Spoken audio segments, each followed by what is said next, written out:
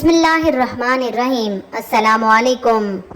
اس پر بیٹی کے قتل کا الزام تھا جو ثابت ہونے پر اسے سزا سنا دی گئی تھی۔ آپ بھی پڑھیے اس کی کہانی اسی کی زبانی۔ میرا نام مدھیہ شبیر ہے۔ میں اس وقت پنجاب کی ایک جیل میں قید ہوں۔ میں ایک دیہاتی لڑکی تھی۔ میں نے جب بچے کو جنم دیا تو درد کی شدت کی وجہ سے بے ہوش ہو گئی تھی۔ ہوش میں آنے کے بعد جب میرے حواس بحال ہوئے تو مجھے بتایا گیا میری کوکھ سے جنم لے کر اس دنیا میں آنے والا بچہ لڑکی ہے، تو میں نے موقع ملتے ہی اسے جان سے مار دیا تھا۔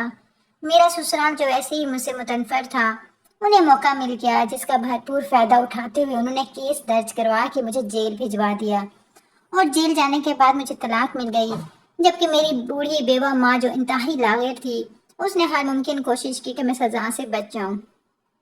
مجھے پاگل ثابت کروا کر جیل سے نکلوا کر مینٹل ہسپتال منتقل کروانے کے لیے میری ماں نے اپنا گھر تک بیچ دیا، مگر میں اپنے فیصلے پر قائم رہی۔ بالکل نارمل انداز میں ٹیسٹ کروائے، وکیل کے بتائے گئے بہانے اور ایکٹنگ بالکل بھی نہ کی، جس پر مجھے دوبارہ جیل شفٹ کر دیا گیا اور میری بوڑھی بیوہ ماں کو لاوارث لوگوں کے لیے بنائے گئے ایک فلاحی ادارے کے سپرد کر دیا گیا۔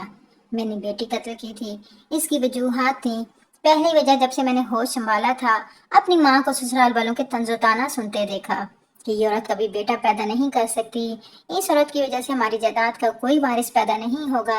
بیٹا پیدا نہ کر سکنے کے جرم میں میری ماں کو مختلف چیزوں کی مدد سے پیٹا جاتا تھا، یہاں تک کہ میری ماں کی اپنی چمڑی اتر جاتی تھی، جگہ جگہ کٹ لگ جاتے، جسم سے رستا ہوا خون میری ماں پر ہونے والے تشدد کی شدت بتانے کے لیے کافی ہوتا تھا۔ درد کی شدت کی وجہ سے میری ماں بے ہوش ہو جاتی تھی، تو بجائے اس پر ترس کھا کر چھوڑ دینے کے اسے ڈرامے باز، میسنی اور مار سے بچنے کے لیے بہانہ قرار دیتے ہوئے ہوش میں لانے کے لیے حالت بے ہوشی میں ہی اور پیٹا جاتا تھا۔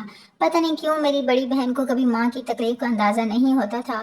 وہ اکثر ماں سے کچھ نہ کچھ مانگتی رہتی تھی، اور مجبور ماں نہ دے سکتی تو میری بڑی بہن ماں سے روٹھ جاتی اور کھانا پینا چھوڑ دیتی۔ تو جب تک میری بڑی بہن کھانا نہ کھاتی میری ماں کے حلق سے بھی نوالا نہیں اترتا تھا۔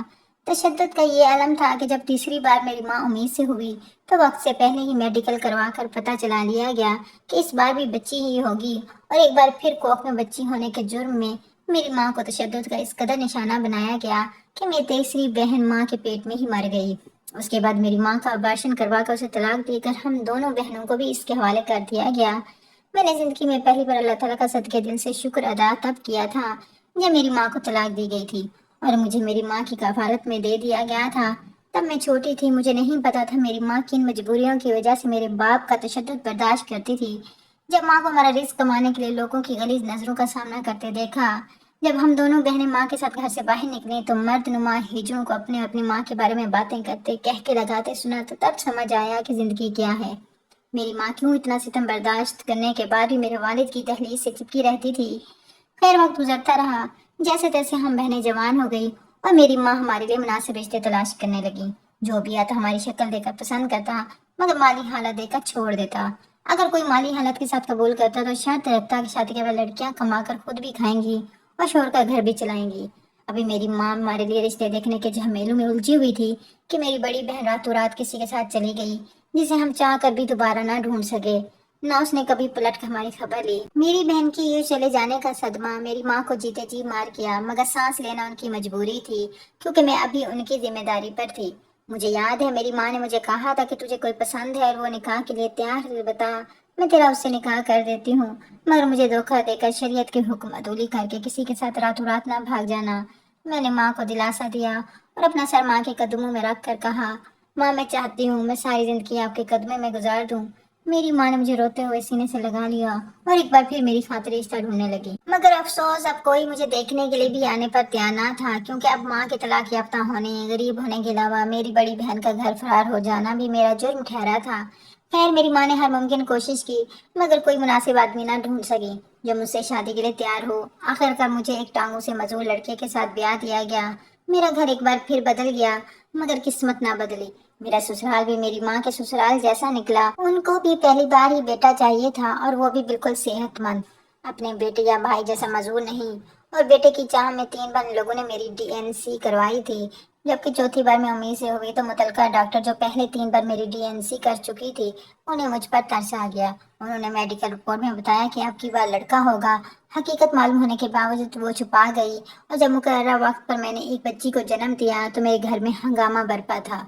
مجھے جادوگرنی، شیطان کی پجارن اور جنات کے سائے کے علاوہ پتہ نہیں کن کن القابات سے نوازنے کے بعد کہا جا رہا تھا کہ اس نے غیر مرئی طاقت کے ذریعے اور چلے کاٹ کر بیٹے کو بیٹی میں بدل دیا ہے۔ اپنے سسرال کی حرکات سکنات دیکھ کر مجھے میری ماں کا سسرال یاد آ رہا تھا۔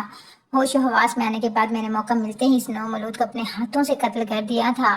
میں نہیں چاہتی تھی کہ آج میری بیٹی میرے لیے سسرال میں تانا بنے، کل جوان ہو کر اپنی مرضی سے چلی جائے تو میرے لیے تانا بنے، یا پھر میں اسے بیاہ دوں اور وہ اپنے سسرال میں میری طرح بیٹا پیدا نہ کر سکنے کے جرم میں زیر عتاب رہے۔ میں نے بیٹی قتل کر دی۔ میرا سسرال جو مجھ سے جان چھڑانا چاہتا تھا انہوں نے مجھے گرفتار کروا کر جیل بھجوا دیا اور پھر طلاق دے دی۔ میری لاکھ روکنے پر بھی میری ماں نے مجھے بے قصور سمجھتے ہوئے میری ضمانت کروانے کی کوشش کی۔ جب کسی بھی صورت ضمانت نہ مل سکی اور تھک کر ہار گئی تو مجھے جیل سے نکال کر مینٹل ہسپتال منتقل کروانے کی کوشش کی، مگر ناکام رہی۔ آج میں جیل میں سزا کاٹ رہی ہوں۔ میری ماں کسی فلاحی ادارے میں رہ رہی ہے، جبکہ آئندہ کے لیے ہماری نسل میں کوئی مدھیہ شبیر پیدا نہیں ہونے والی، کیونکہ میں اپنی نسل کا اختتام اپنے ہاتھوں سے کر چکی ہوں۔ مگر اس قوم اور امت مسلمہ کے مردوں سے التجا کرتی ہوں، خدا کے لیے عورت پہ اتنا ظلم نہ کرے کہ وہ اپنے ہاتھوں اللہ تعالیٰ کی رحمت اپنی بیٹی کا گلا گھونٹ کر اسے موت کے گھاٹ اتار دے۔